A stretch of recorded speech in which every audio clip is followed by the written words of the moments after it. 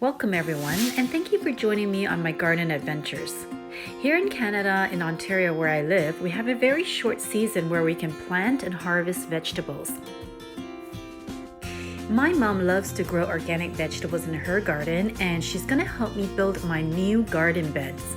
Now I have already 2 existing garden beds in this house that I purchased, but we're going to go ahead and add 2 more garden beds. And there's a lot of prep work that needs to be done in order to get everything started. First, you need to decide on what vegetables you want to plant. For us, we like a variety of plants that we can harvest throughout the season. For example, we like bitter melon, we like peppers, we like to plant some tomatoes and winter melons and squash. So many of these seeds need to be sprouted first indoors, and when they become a little bit more sturdy, we transfer them outdoors. There are also vegetables that we're going to be growing that we don't need to sprout. So for example, daikon leaves, chives, and perilla leaves, we don't actually need to sprout those, and we're just going to actually plant them right into the garden.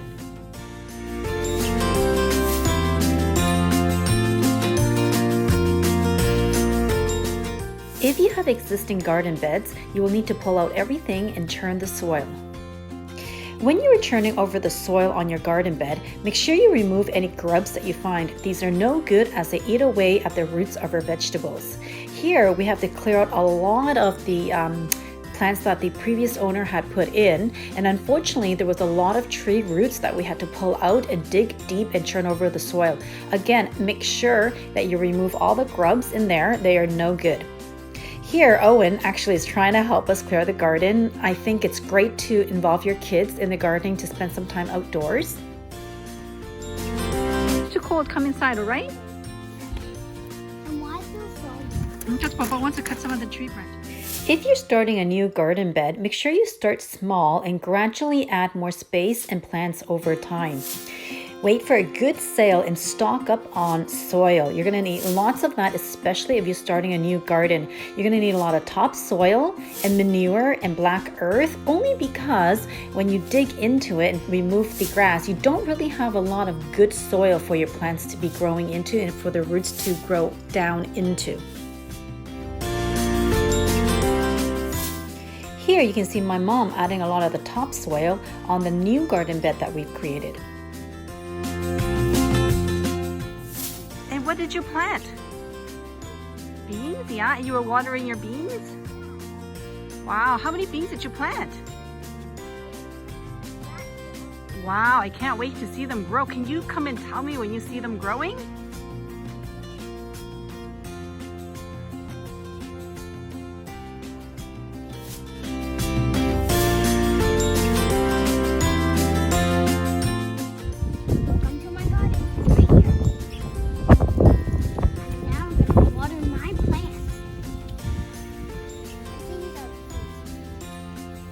Those are peppers at the end, right? No, all of them are beans. These are beans here. Those are peppers at the end. Yeah. Oh, they're beautiful. And you've been taking care of these beans? Yep. Do you like eating beans? Yeah. I love eating beans. All these different plants. We have some Taiwanese lettuce. We have some parsley.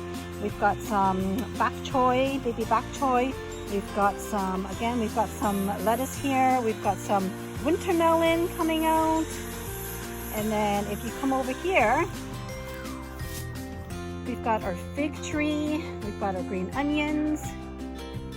Okay, let's go to the other garden. Oh, and do you want to show them what you planted over on the other side of our garden? I planted beans. Can you show us? Okay. So first we start at the end here. We've got some peppers growing there, little peppers, and over here there's Owen's beans that Owen planted in. No, all of these I planted. Wow, all of these beans, and they're starting to get so big, right? Mm-hmm. Let's keep going, and we got some tomatoes, more lettuce, different kinds of lettuce, right? All sorts of different kinds of lettuce. We've got our tomato plants, and here we've got our daikon leaves. Now, these are the daikon leaves we didn't harvest, and we're going to wait for them to grow nice and big so that we can harvest the seeds for next spring. Chives will be one of the first vegetables we'll be harvesting.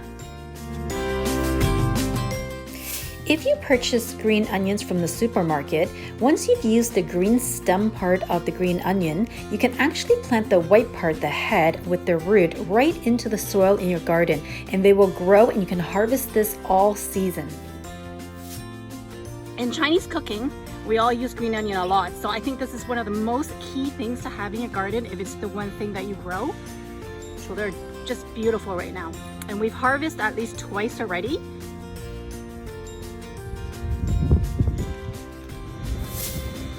So here we are on the other side of my garden, and we have some lettuce growing here.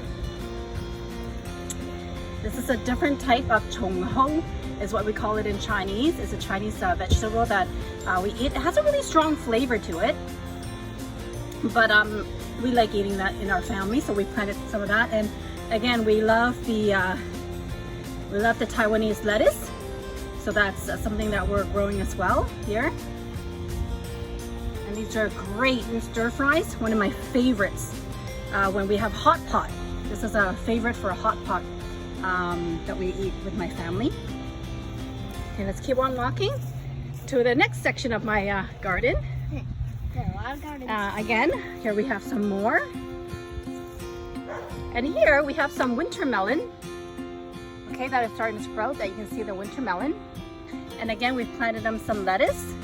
And the lettuce here, you can see, is starting to grow. The baby lettuce is starting to grow. Now they're still really tiny, so we can't harvest them yet. They're not close to being harvested. And again, we have some winter melon, and they're going to be climbing up. We have a stratus for them to climb up. So I'm going to keep on going. These are more lettuce. And then here we have my fig tree.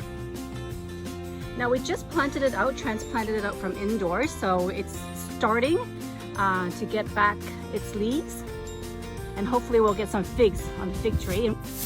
Once you've transferred your sprouted plants from indoors to your outdoor garden, you need to make sure that you water it on a daily basis. Try to water it before the sun comes out and after the sun goes down. You want to make sure that the water gets deep into the soil so that the roots will grow deep into the soil.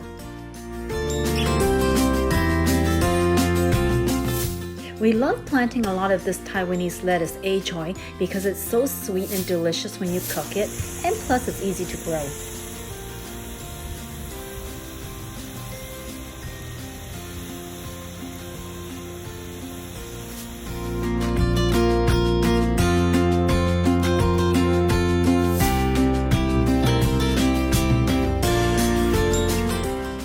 So I want to show you the few that I'm going to be leaving. And we're not going to harvest these because we want to make sure that we have seeds so that we can plant them again in the spring.